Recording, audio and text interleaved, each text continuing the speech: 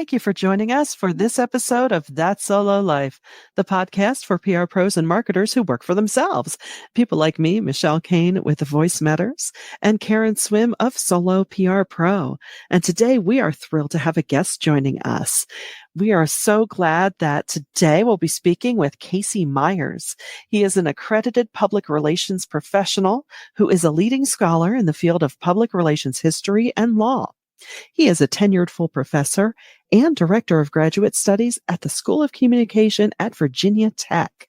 Cayce is the author of 5 books on public relations. His 5th and latest release is The Rules of Public Relations, Legal and Ethical Issues in Contemporary Practice. And we are thrilled to have you with us today, Cayce. Welcome to That Solo Life. Well, thank you for having me. I'm glad to be here. Wonderful. So you have a resume of someone who's 95, but you're so young. It's so impressive. We never could have fit it all into the intro, but I'm so thrilled to have you here today as well. And Cayce and I served on the Board of Ethics and Public Relations Society for PRSA for a while together. So it's good to chat with you about ethical issues again.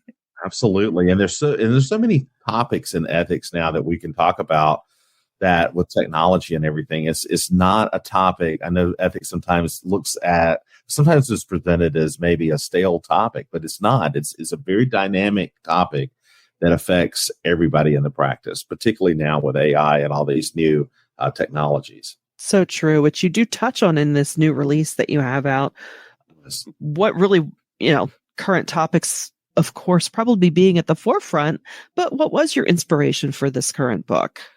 So the book was an outgrowth of a lot of work that I'd done over the last 10, 12 years about law and PR. And in fact, when I first started researching the law and PR, what I saw is there's a real gap between the understanding of the two professions on both sides, but there's also such a synergy between the two professions.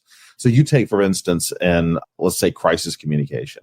So a PR crisis oftentimes is a legal crisis as well. So a lot of times that you're dealing with a similar fact pattern, similar issues, similar problems.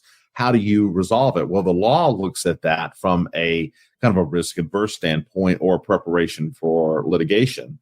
PR practitioners look at it from a public relations standpoint, a reputation management standpoint, a communication standpoint. And so what they end up doing is that, their solutions are communication based, where lawyers are more about risk aversion and limited exposure. And so sometimes that goes along with each other and sometimes it doesn't. So for instance, an apology may win in the court of a public opinion, but in the court of law, it may be seen as an admission of fault. And so that's really kind of the first thing that I explored was that dynamic. And then that just sort of grew into a lot of different things. And of course, I was doing that research as social media was proliferating, social media regulations were proliferating. Now we have AI regulations or AI proliferating in the field, regulations trying to catch up. There's a lot of development that has gone along with the law, PR, and ethics as well with technology. And so I tried to capture some of that in the book as well. So it's really a culmination of, the last 10 to 12 years. And so I'm proud to have it. I'm proud to have it in a book format now. Yeah, that's really great. I love that you make that connection between the law and public relations. And in my career, prior to public relations, I was in sales and then I was in marketing. And so I've been in all of the functions. And I always thought that it was smart to have good relationships with the attorneys in the organization and the compliance officers and to understand what their challenges were, because when you work in coordination, then you're really able to solve those problems and be proactive in how you approach things. So if you know how legal thinks and what their issues are, your contracts are going to go through a lot faster because you're able to look at it through that lens and not just the sales lens. And from the marketing standpoint, you start to understand the things that you should be saying to protect the organization and how the attorneys are going to look at it. And then they appreciate that you have a respect for their job as well, and that you're not just pushing forward with your issues, but you really are trying to find that medium place where everyone gets what they need from, their individual disciplines. Absolutely, 100%. And, I think there's a mutual appreciation there too, where you have PR practitioners or marketers or communicators, and we just use the term communicator because everybody's doing everything now, and law, and understanding that people are coming from their perspective. They're coming to the solution to the problem from a perspective that is very informed. I mean, it's not just a sort of a knee-jerk reaction of saying no or saying we need to do this. They're coming from a profession and experience where there is an expertise. And, for lawyers, that expertise is created through the experience of maybe looking at potential lawsuits and trials. And through the PR person, they're coming at that from a perspective of, okay, how do we communicate really what we are? Because at the end of the day, we can't operate our organization in a bunker. We have to be out communicating with our publics, making meaningful conversations, listening, and promoting our organization, whatever that may be. Yeah. That's so true. So true. And, of course, this book is aimed at the current issues of the day.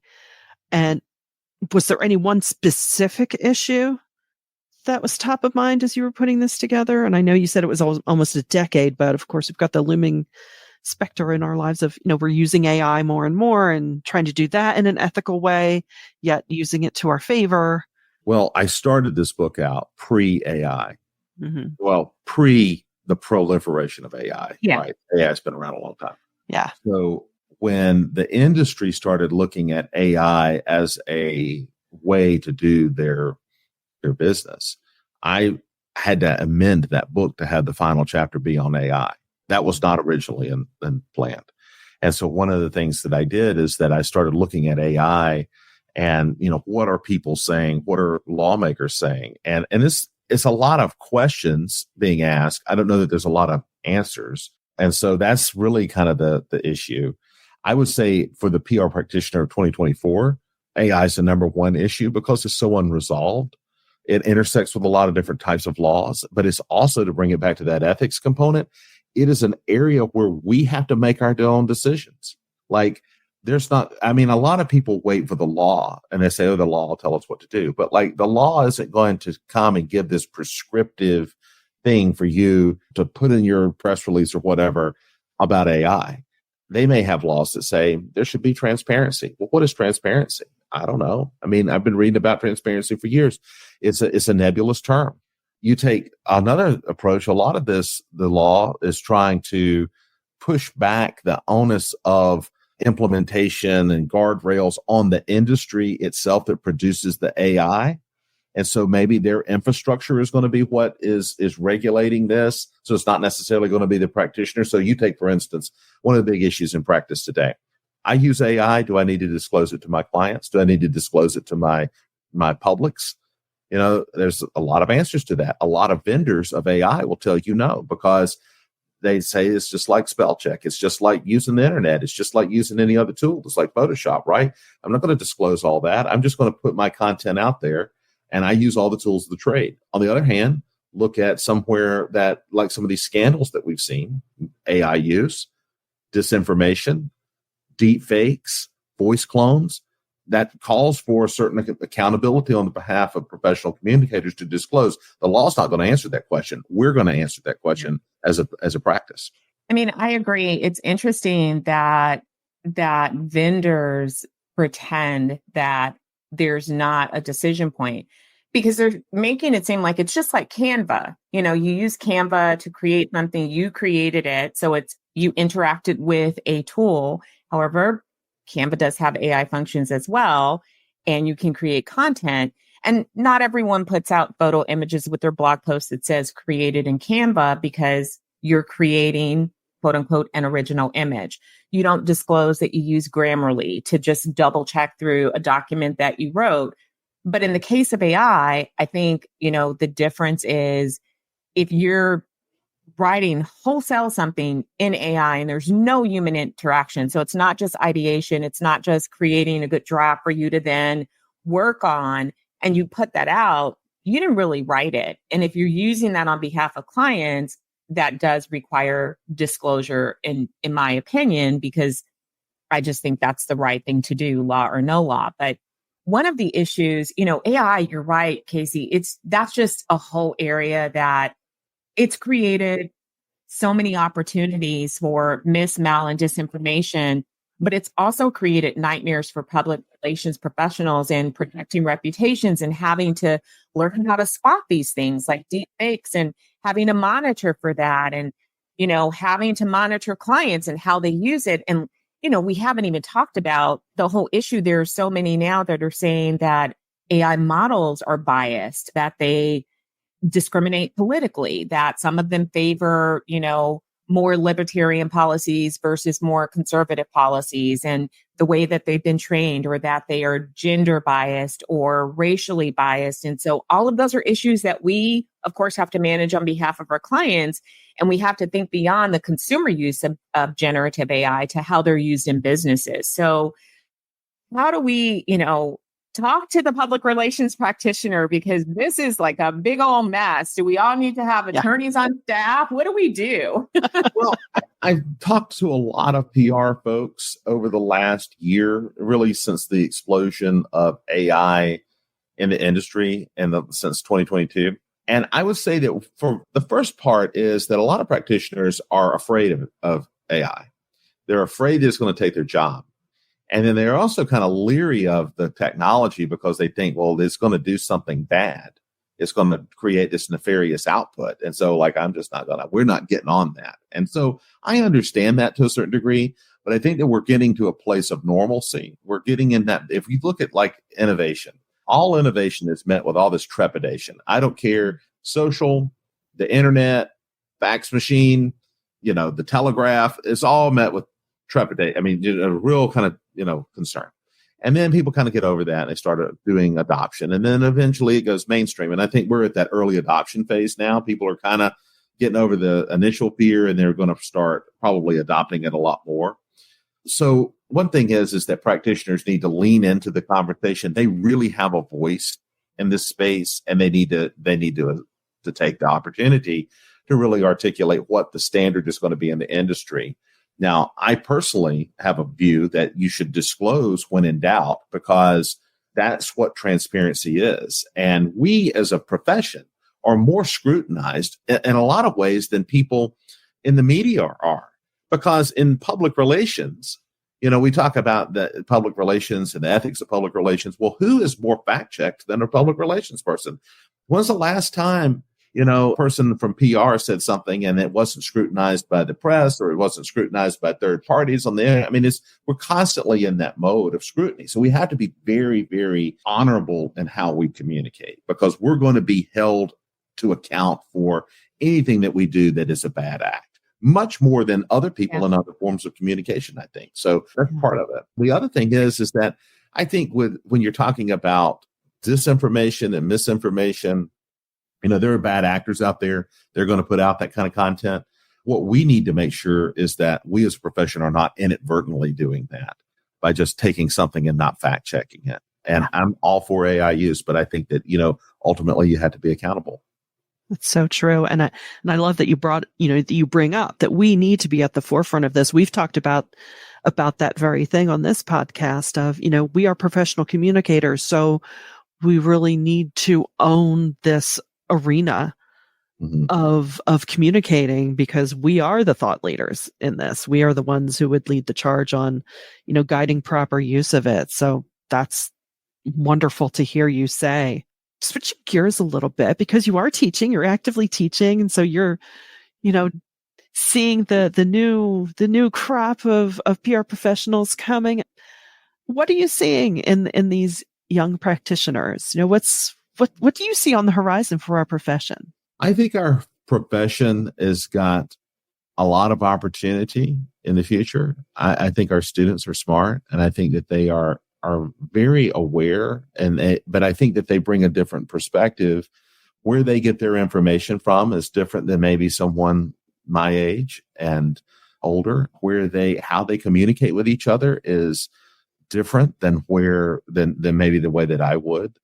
For instance, I love the telephone, but nobody calls, right? Like nobody's calling anymore.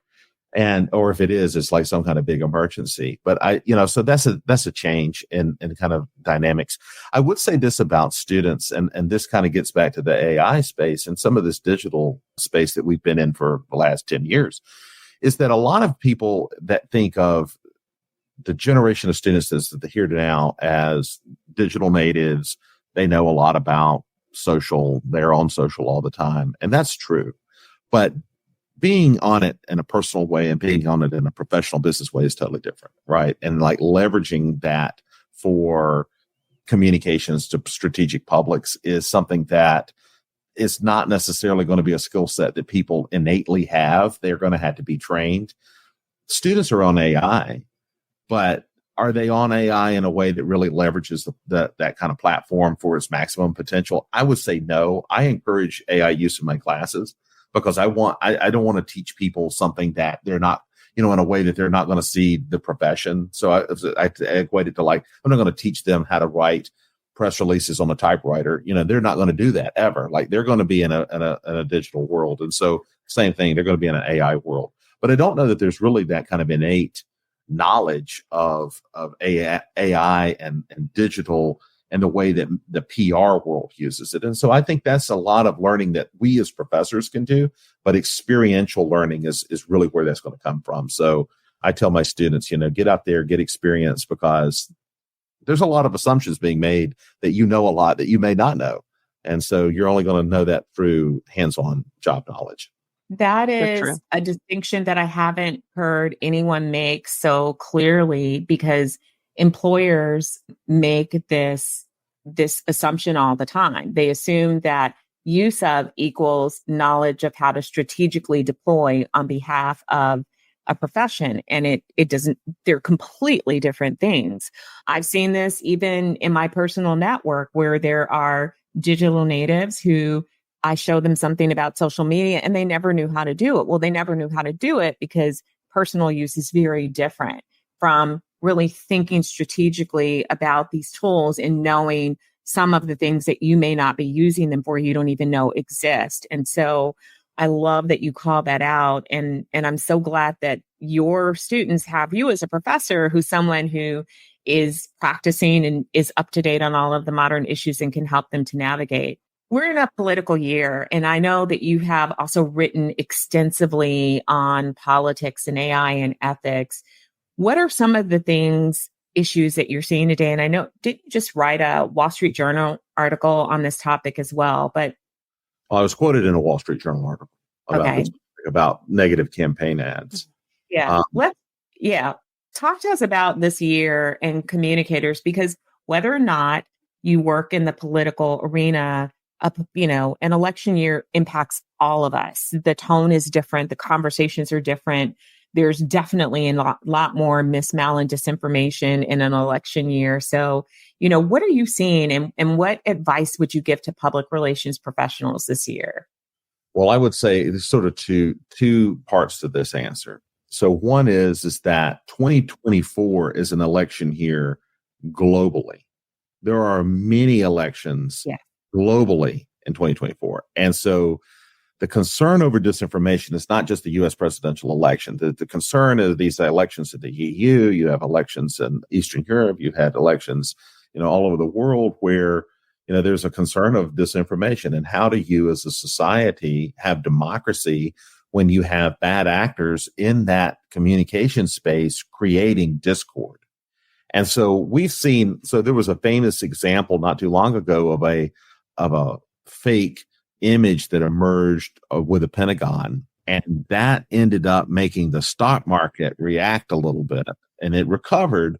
But that just goes to show you how insidious this problem is, that these people in Wall Street who have access to all the information in the world would respond to something that was fake. And so if they're responding to something that's fake, what does that mean for the individual, right?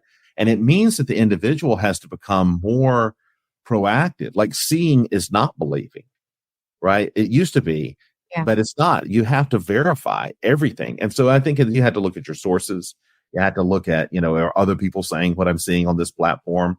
And you have to sort of be aware, just looking for dis and misinformation. Moreover, just on a personal level, there's a lot of mis and disinformation that's used to scam people. I did a talk not too long ago about that. So, I mean, it's not just a kind of a media consumption, but it's very personal.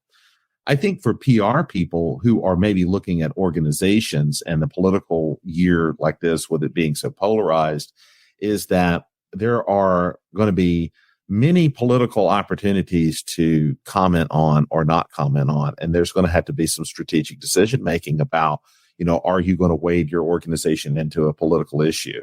We see so much today. There's so many issues today, hot topic, culture wars types issues they're everywhere. And it's all people talk about. And so a lot of times organizations face this challenge where they're being asked to weigh in on something that may or may not be related to what their mission is. And I think if it's not part of your mission and it's not part of your identity, then maybe you don't communicate on that issue. I think organizations have struggled to find out where they land on that, because a lot of times they have a lot of demand, and the demand's not just necessarily from their customers, is from the people that are inside the organization. So that is a tough position to be in. And it doesn't mean you don't comment, but it means you have to be thoughtful of what you're going to say. Yeah. So true. I love a good decision grid for that. That is shared organization wide, so everyone understands. And you're right. I mean, we talk a lot about this, or we did in BEPS as well, as about the importance of mission and how your mission, vision, and values really help you to set that ethical foundation.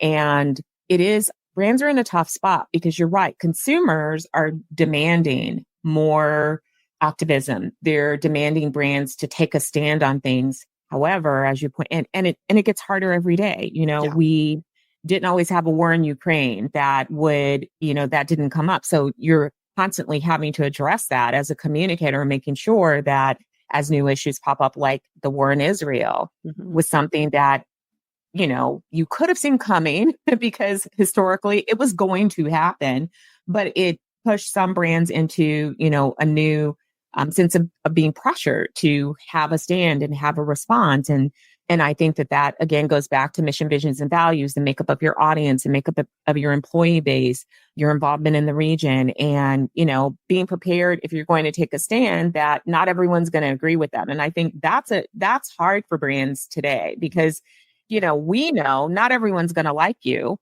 but brands have a harder time accepting that. Correct.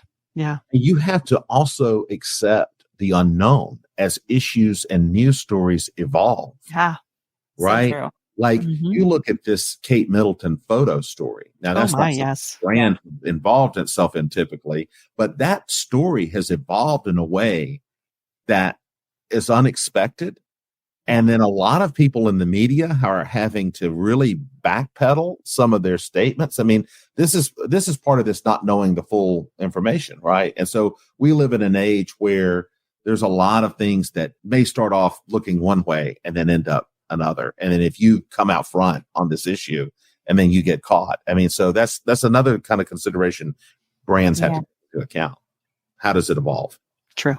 So very true. So right. Yeah. This day and age is keeping us on our toes, which is always a good thing. But my goodness, Cayce, thank you for giving us your time today. The very important question, how can our listeners buy your book and connect with you? Oh, well, I am on Amazon and I have an Amazon page. And so if you go to Cayce Myers, there's all the books that I've written on there. Great. I am currently working on a new project about AI law and regulation. And so I'm hoping to get that out, in the future, hopefully 2025. So that's a little bit longer project. But also I'm on LinkedIn, happy to connect. I'm also on X, formerly Twitter, and to see you there as well. Fantastic. We thank you so much for joining us. Cayce, you're such an important part of our profession. I'm so glad to have been able to work side by side with you on in-depth. And I'm just so honored that you joined us today. We hope to have you back because there's just so many issues that you can speak to. And I value your expertise. And I am so proud to be in this profession and share a profession with you. Thank you for all that you do for all of us, because you really are lifting us all up and leveling us up and helping us to think higher and to serve our organizations and clients a lot better. Well, I appreciate it. Very kind words. Thank you so much. Thank you. And to our listeners, we know you found this of value, so we do ask that you please share this episode around. Head over to soloprpro.com and subscribe and see all the good things awaiting you there. And until next time, thanks for listening to That Solo Life.